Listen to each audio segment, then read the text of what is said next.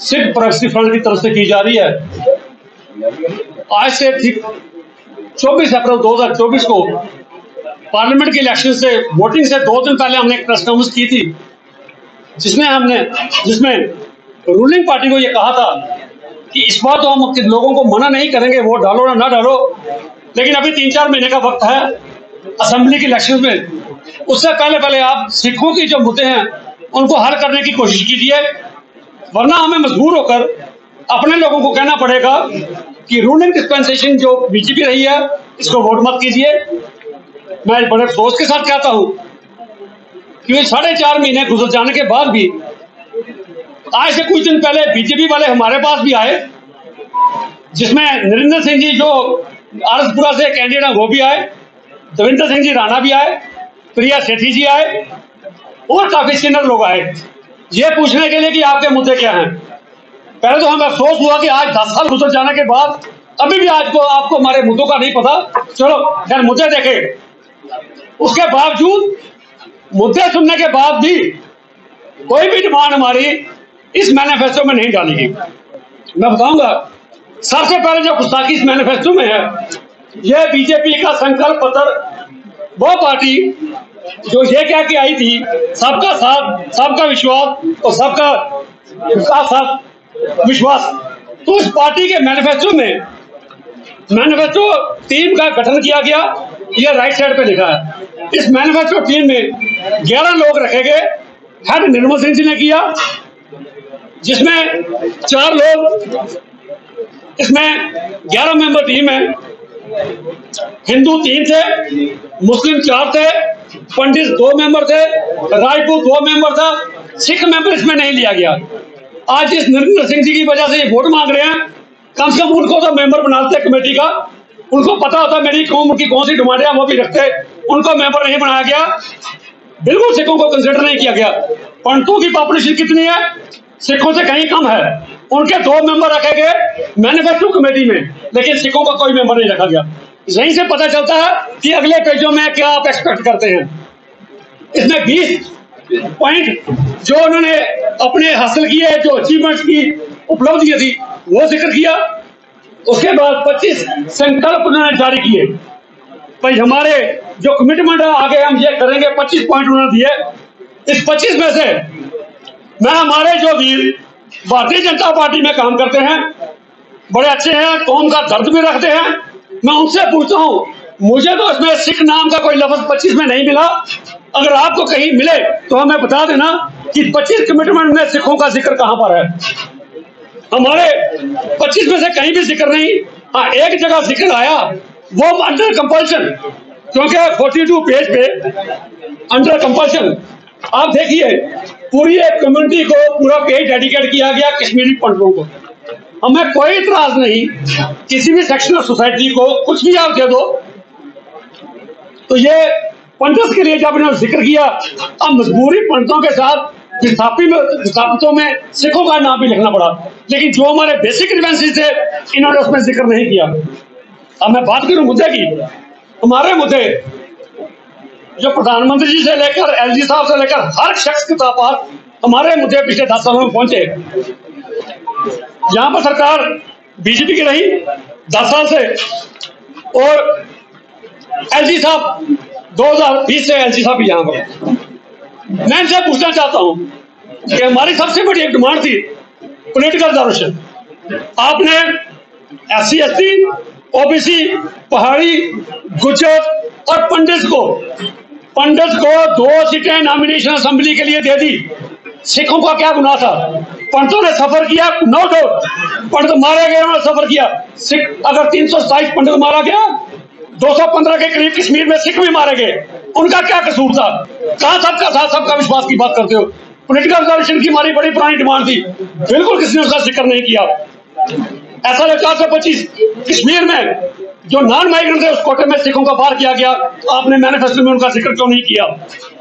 हमारी पंजाबी लैंग्वेज जिसको भारतीय जनता पार्टी ने JKUT ऑफिशियल बिल से बाहर निकाला, क्यों उसमें जिक्र नहीं किया? हमारी मुलाकात आज से कुछ दिन पहले एलजी महोदय से हुई थी। As a Sikh Pragati fund के तौर पे ये हम एलजी साहब के साथ 14 मार्च 2021 को मुलाकात हुई, जिसने एलजी साहब ने हमारे साथ कमिटमेंट की कि SRO 425 में मैं कश्मीर के बच्चों को भी इंक्लूड करूंगा, उनके लिए एम्प्लॉयमेंट पैकेज एक्सटेंड करूंगा। हमारे साथ उन्होंने कमिटमेंट की कि ये बातें मैं करूंगा। उसके बाद setting up of national minority commission in JKUT, ये भी कमिटमेंट की गई। आज तक नेशनल कमीशन माइनॉरिटी यहाँ सेटअप नहीं किया गया। उसके बाद एक आनंद मैरिज एक्ट सरकार ने अपने अचीवमेंट में तो कहते हैं हमने किया। एलजी साहब, 1 साल पहले रूल्स पास किए गए थे, पार्लियामेंट में 2012 में अमेंडमेंट करके निकाला गया था। 1 साल गुजर जाने के बाद भी आज से 2 दिन पहले मैं पूरे तहसीलदारों के पास हो गया। आज भी जो मैरिज डिसीजन हो रही है वो हिंदू मैरिज एक्ट के तहत हो रही है। आपने अभी तक डेजिग्नेट नहीं किया भाई कौन किसके तहत आनंद मैरिज एक्ट अभी तक इम्प्लीमेंट नहीं हुआ। उसके बाद 1980 राइट्स की बात थी, 14 सिखों को जो मारे गए थे उनके एडवोकेट्स को एडिशनल एक्सग्रेशिया देना था, जो हिंदुस्तान में बाकी रियासतों में वो भी आपने नहीं किया। ग्रांटिंग ऑफ ओबीसी स्टेटस, हमारी ओबीसी स्टेटस की फाइल जम्मू के chairman OBC economically backward classes के चेयरमैन के साथ पड़ी है, 3 साल से पड़ी है। इसको कंसिडर किया गया, दिल्ली भेजा गया, लेकिन कश्मीर के जो 55 आजाद सिख रहते हैं उनको ओबीसी के दर्जे के लिए कंसिडर नहीं किया गया। उसके बाद नहीं किया गया। और जो स्टैचू की बात करूं, एलजी साहब ने खुद कहा था कुंजवानी में लगेगा, नहीं लगा। अब बात करूं कि मैं एलजी साहब 2020 से लेकर आज तक आए हैं, अगर आपने सिखों के कोई काम किए हैं, क्योंकि आपको सरकार ने दिल्ली से भेजा था कि सबका साथ सबका विश्वास करना है, तो आपने जो काम किए हैं, जो आप गिनती करवाएंगे वो हमें गिनती करवाएंगे। हमने PSC का मेंबर ले लिया, सिखों ने मांग कर लिया, बाकी हर कम्युनिटी को बिना मांगे मिला। आनंद मैरिज एक्ट लागू किया, आज तक वो लागू नहीं हो सका, आज तक उसकी डेजिग्नेट नहीं किए जा सके। उसके बाद हमारी पॉलिटिकल सोल्यूशन के ऊपर कोई बात नहीं की, सिखों के लिए असरों के ऊपर आपने कोई बात नहीं की। और मैं फिर ये कहूंगा, हम लोग भी मूर्ख बने रहे, मैं अपने आप को उसमें इंक्लूड करूंगा। 5 साल तक हम भी बुत खेलते रहे, हम सरकार से क्या मांगते रहे, हमें बुत चाहिए। आज से कुछ दिन पहले मुझे कश्मीर से एक बच्चे ने फोन किया, कह रहा अंकल जी हमें कश्मीरी पंडित, हमने भी श्रीनगर में सफर किया, पंडितों को 2 सीटें मिली, आपको क्या मिला? मैं कहा हमें बुत मिला। उन्होंने कहा पंडितों को, बच्चों को all India council for technical education में प्रोफेशनल कॉलेज में रिजर्वेशन मिली, सिखों को क्या मिला? सिखों को बुत मिला। तो मैं अपने आप को भी कहता हूँ हमारी नलायकी रखी, और एलजी साहब ने भी हमें बुत में ही उलझा के रख दिया। 4 साल हमने बुत में ही निकाल दिए एक इस बुत लेने के लिए। हमारी मेन डिमांड थी वो कहीं किनारे कर दी गई। तो मैं फिर ये कहूंगा, अब इस मैनिफेस्टो को देखते हुए बीजेपी के इस मैनिफेस्टो को टोटली रिजेक्ट करते हैं, कंडेम करते हैं। और मैं बाकी नेशनल पार्टीज और रीजनल पार्टीज को ये कहना चाहता हूँ, जम्मू में 2 सीटें हैं, खासकर हरसपुरा साउथ, जहां पर 20-25-30 हजार के करीब सिख वोट है। नॉर्थ में बहू में भी 10-15 हजार सिख वोट है। अगर वो पार्टियां, नेशनल पार्टियां और रीजनल पार्टियां हमें कोई रिटन कमिटमेंट नहीं करती कि हम सिखों की ये डिमांड्स को कंसिडर करेंगे, हम जब अगर सरकार आती है तो हम इसे इम्प्लीमेंट करेंगे। अगर वो रिटन कमिटमेंट नहीं करते, आने वाले इलेक्शन की वोटिंग से 5-7 दिन पहले हम फिर एक बार प्रेस कॉन्फ्रेंस करने के लिए मजबूर होंगे कि फिर अगर कोई भी बड़ा काम नहीं करता तो वो हमारे लिए नोटा का ऑप्शन सबसे अच्छा है, क्योंकि हमें नालियां गलियां नहीं चाहिए, वो तो रूटीन में सब की बनती है। हमें इन पॉलिटिकल पार्टी से ये आश्वासन चाहिए, और वो भी जुबानी नहीं कि बंद कमरे में बैठ कर आश्वासन नहीं चाहिए, पब्लिक डोमेन में हमें ये आश्वासन चाहिए कि वो हमारी कम्युनिटी के ये काम रिटर्न आश्वासन में देते हैं कि वो अगर सरकार में आएंगे तो वो ये काम करेंगे। और मैं अपने लोगों से भी जम्मू कश्मीर के हर खित्ते के सिख को ये कहना चाहता हूं, हमें गुरुओं ने अणख और गैरत की जिंदगी से जीना सिखाया। हमें 7 साल और 9 साल के बच्चों ने जिन्होंने कुर्बानी दे दी, लेकिन अपनी ईन को नहीं माना, अपनी कन्वर्शन नहीं होने दी। अगर वो चाहते तो सुख में रह सकते थे, लेकिन अणख की जिंदगी और गैरत की जिंदगी जीते हुए अपने प्राणों की आहुति दे दी, लेकिन उसे डोले नहीं। मैं आपको भी कहता हूं, आपकी अणख और गैरत की भी बात करता हूं। कहते हैं जो जिਉਂਦਿਆਂ पत लद्दी जाए सब हराम जेता किस खाए। सो मैं अपनी कौम के लोगों को कहूंगा, किसी की बातों में गुमराह मत हो जाइए, किसी बंद कमरे में बैठ के नेगोशिएशन मत एक्सेप्ट कीजिए। जो कोई बात होगी पब्लिक डोमेन में होगी, पब्लिक डोमेन के बाहर नहीं होगी। मैं 1 हफ्ते का टाइम पॉलिटिकल पार्टीज को देता हूं। वैसे तो जमहूरियत में ये कहना बनता नहीं, लेकिन अंडर मजबूरी, अंडर कंपल्शन हमें ये बात कहनी पड़ेगी। कोई भी पॉलिटिकल पार्टी अगर आपकी बात को नहीं मानती, रिटर्न इंश्योरेंस नहीं देती, तो हमें कहीं ना कहीं फिर बाइकआउट करने की नौबत आ जाए, क्योंकि हम भी जीना चाहते हैं डिग्निफाइड तरीके से। हर बार हमें हाथ में कटोरा क्यों पकड़ना पड़े। जी, आपने भाजपा का तो नाम लिया, बाकी पॉलिटिकल पार्टी कौन कौन सी है जिनके लिए आप ये मैसेज दे रहे हैं? देखिए, मैं नेशनल कॉन्फ्रेंस आ गई, उसमें इंडियन नेशनल कांग्रेस आ गई, उसमें और जो नेशनल सारी हमारी पार्टीज हैं, ये पार्टीज हैं। आपकी मांगे तो ठीक है, लेकिन आपने नोटा की बात की है, आपने वोटर्स को अपील की नोटा को जो है वो क्या हम इस बात से अंदाजा लगाए कि आपका पब्लिसिटी स्टंट है? देखिए, इसमें पब्लिसिटी स्टंट कोई नहीं है। आज से 4 महीने करके हमने पहले सरकार को वार्न कर दिया था। पब्लिसिटी लेने के लिए हमें कोई जरूरत नहीं है, अपनी कौम के नुमाइंदे हैं, कौम की बात करेंगे। इसमें कोई स्टंट की बात नहीं है, क्योंकि हमारे कोई भी मुद्दा, यह संकल्प पत्र आपके पास है, अगर इसमें कंसिडर किया होता फिर हम करते कहते जी 25 कमिटमेंट है सरकार की, 25 में से आप मीडिया वाले सारे पढ़ के आपने पढ़ा होगा, इसमें बता दीजिए सिखों का जिक्र कहां पर है। जब हमारी बात का जिक्र ही नहीं, हमें सरकार कंसिडर नहीं की थी करती। और मैं खासकर उन लोगों से भी अपील करूंगा, खास करके जो हमारे भाई बीजेपी बैठे हैं, अगर इस वक्त वो नहीं बोलेंगे, आवाज नहीं उठाएंगे, आने वाले दिनों में हमारी जनरेशन हमें कभी माफ नहीं करेगी। वो हमें सवाल करेंगे, वो जरूर कहेंगे, वो ये सवाल उनसे भी करेंगे, हमसे भी करेंगे। वो कहेंगे तू इधर उधर की ना बात कर, ये बता कि काफिला क्यों लुटा, हमें रह जनों से गिला नहीं, तेरी रह बरी का सवाल है। सो सबको मैं कहूंगा, हर सिख का फर्ज बनता है, किसी भी पार्टी के साथ एफिलिएट होना गलत बात नहीं है, लेकिन आपने कौम के हितों को सर्वोपरि रखना हमारा काम है।